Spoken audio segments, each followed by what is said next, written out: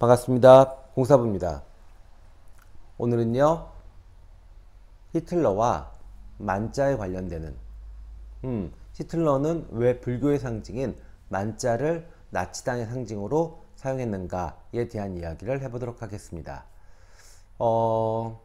지금 그림의 좌측 상단이 불교의 상징인 만자, 그리고 붉은색의 오른쪽, 상단 오른쪽에 있는 것이 나치의 하겐크로이츠라고 합니다. 물론 불교의 만자는 우만자가 되고요, 나치의 만자는 좌만자가 됩니다. 여기에도 상징을 분리시킬 수 있겠지만 원래의 상징적 의미는 그렇게 크게 차이가 없었다고 합니다. 네. 자, 그러면 우리가 하나씩 이 만자의 기원에 대해서 공부를 하고, 또 히틀러는 이걸 왜 사용하게 되는지에 대해서 함께 공부하는 시간을 가져보도록 하겠습니다. 자, 행운과 길상의 의미를 갖는 만자. 네, 산스크리트어로는요, 어원적인 의미에서는요, 스와티카, 행운으로 인도한다. 그 다음에 또 하나의 뜻은요, 슈리바차라고 또 불립니다. 이 만자를요. 그럼 뭐냐? 슈리, 행복, 바차, 송아지. 의미가 똑같죠? 스와스티카와 수리바차는 같은 의미를 갖게 됩니다. 즉, 돌아가면서 행복, 아니면 돌아가면서 어떤 좋은 의미를 갖게 된다라고 얘기합니다. 현재 불교에서 사용하고 있는 마크 있죠? 법륜 마크라고 합니다. 그죠? 동그란데 8개 이렇게 마치 바퀴처럼 되어 있는, 그래서 그것을 법륜이라고 하는데, 이 법륜 마크를 쓰는데 상징적 의미는 같은 의미라고 보시면 될 것 같아요.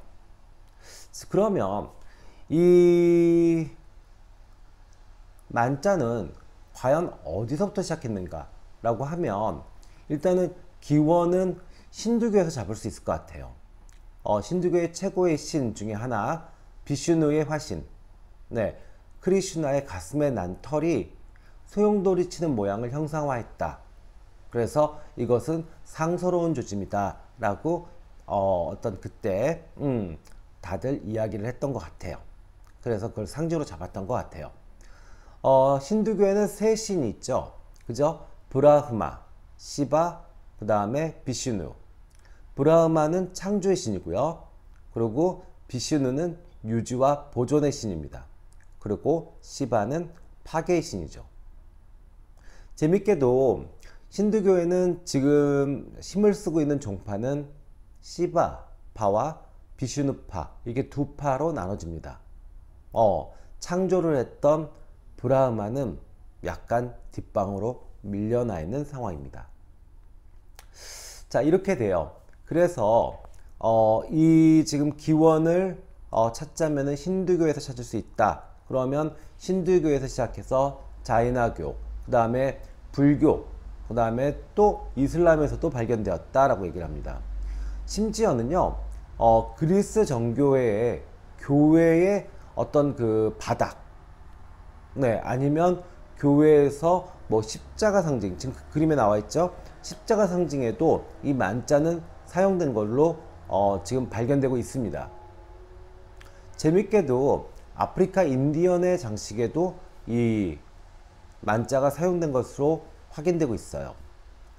물론 인디언들이 사용한 만자는요, 바람의 방향, 바람을 상징한다 라고 합니다. 동양에서, 그러니까 아메리카 인디안하고 동양 쪽하고 조금 다르죠. 동양 유럽 요쪽하고는요. 어쨌든요. 그래서 이렇게 이 만자는 그러니까 전 세계에 걸쳐서 다양하게 발견되고 사용되었다라는 것을 우리는 알 수 있을 것 같아요. 여기까지 이해되시죠? 자, 그러면 조금 더 가볼게요. 자, 불교에서는요, 수행본기병이라는 이 편에서 부처님의 성도설화가 있습니다. 아주 유명한 이야기죠. 부처님이 보리수 아래서 수도하실 때 풀 방석을 깔고 앉았는데 방석의 풀이 만자 모양의 길상차였다라고 얘기를 합니다. 네, 요거는 기록으로도 있어요. 그리고 또 하나, 화엄경에 석가모니 부처의 가슴과 발등에 나타난 이 문양을 상서로운 상, 그래서 길상행운이라고 불렀다라고 얘기합니다.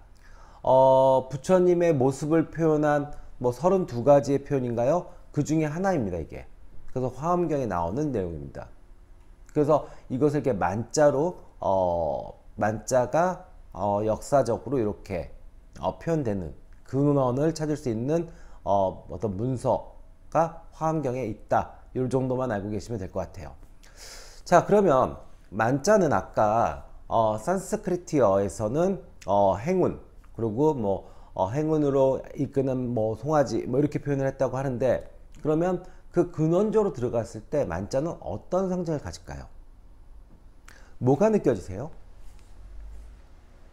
만자를 보면 아까 그 아메리카 인디언들의 어떤 바람 막 돌아가는, 우리 어렸을 때 이렇게 뛰면서 막 갖고 놀았던 네, 그런 장난감 뭐 이런 느낌이 드세요? 아니면 뭐 다른 느낌이 드세요? 만자의 원래의 상징은 태양이었대요. 네, 태양이 빛을 뿜어내는 거예요. 또는 흐르는 물을 상징했다.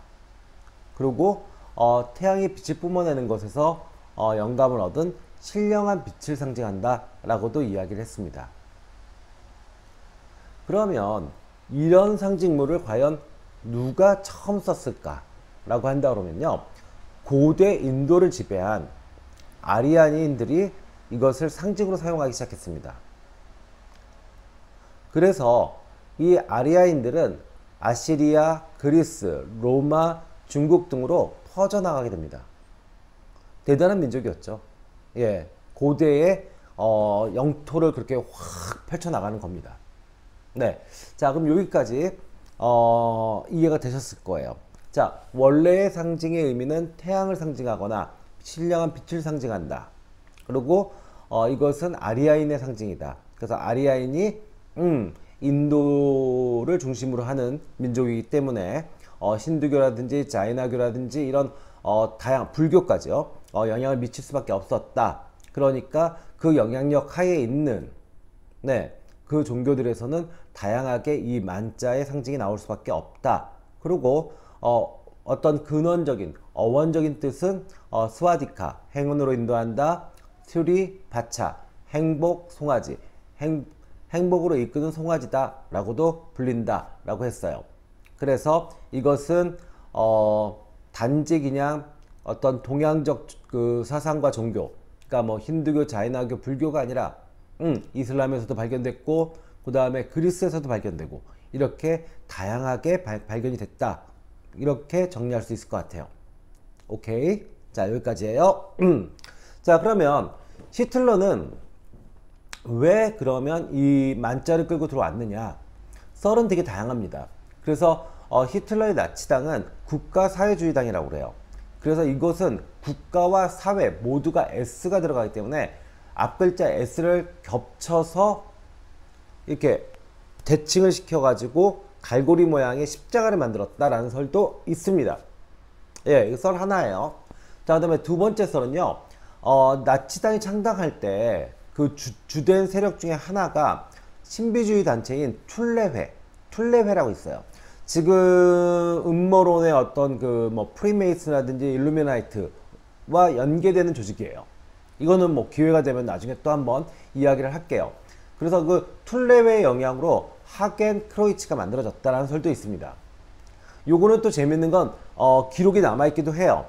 그 하겐 크로이츠 툴레회의 그 오컬트, 약간 신비주의, 그리고 점술가였던 마리아 오르스치라는 사람이 있었어요.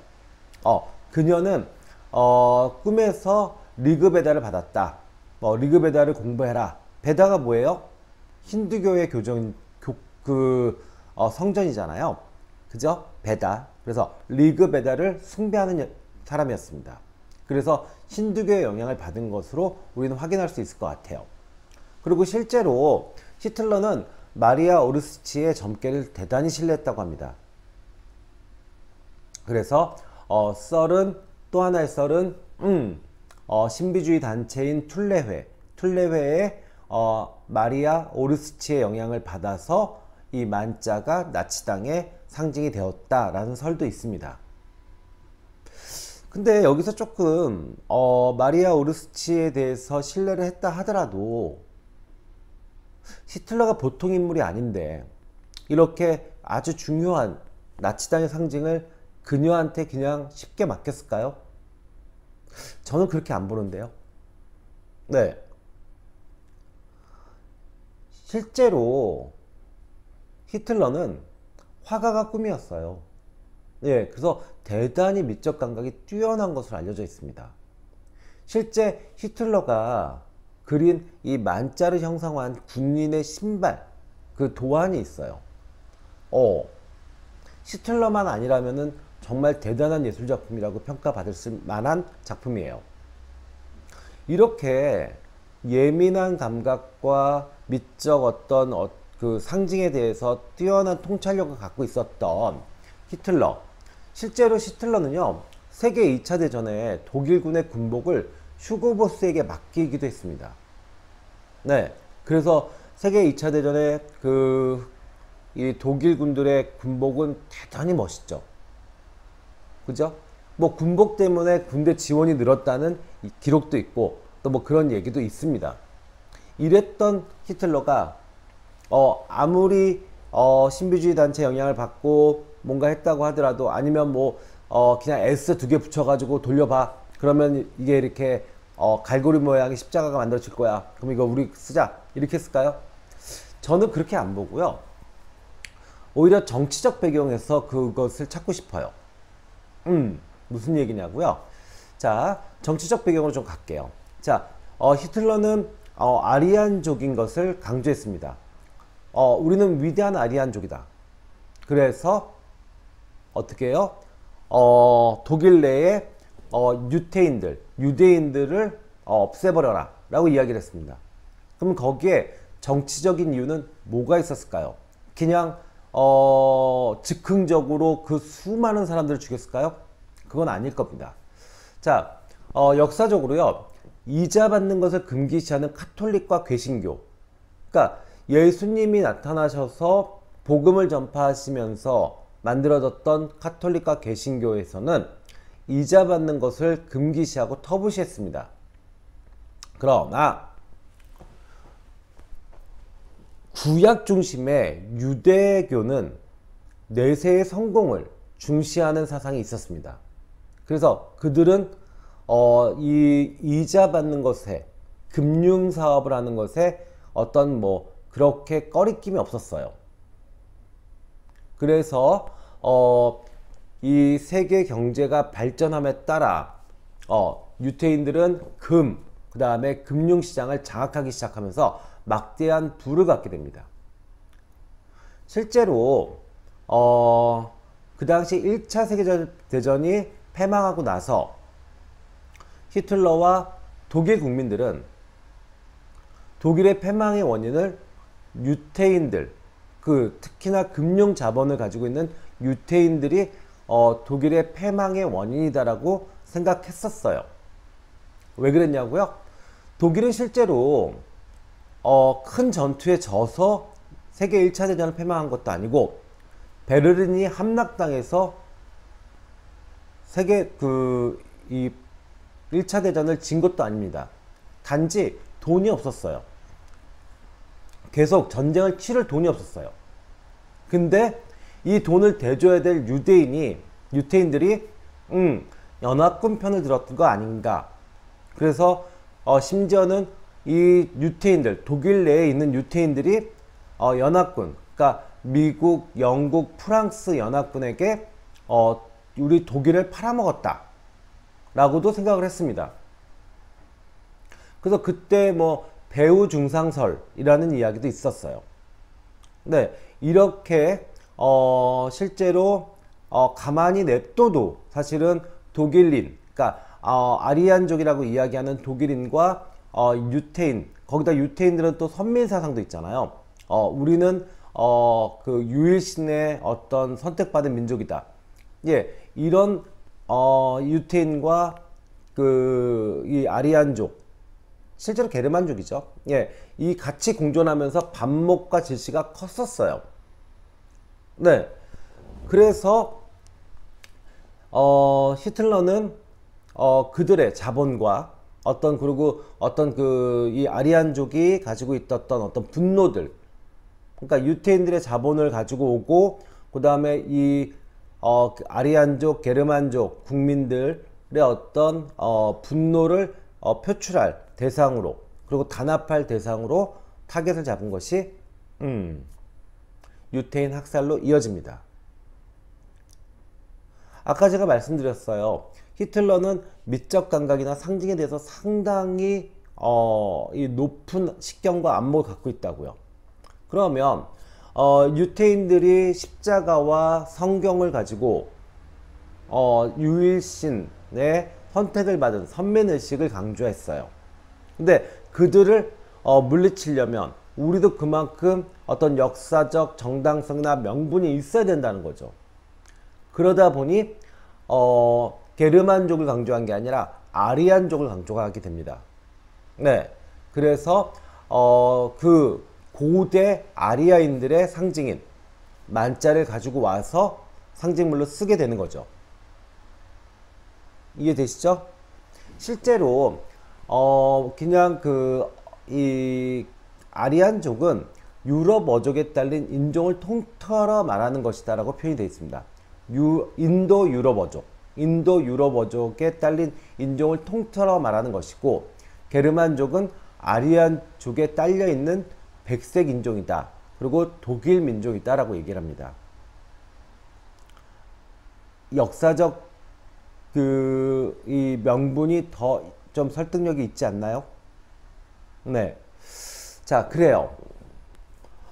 그래서 이 히틀러는 만자를 가지고 하겐크로이츠로 활용하면서 그 어마어마하게 못된 짓들을 자행하게 되고 인류에 큰 상처를 주게 됩니다. 네. 역사의 아이러니죠. 네. 자, 현대의 서구의 불교학자들은 만자를 4개의 L의 결합이다라고도 표현합니다. 4개의 L 보이시나요? 네, L 4개가 붙었답니다.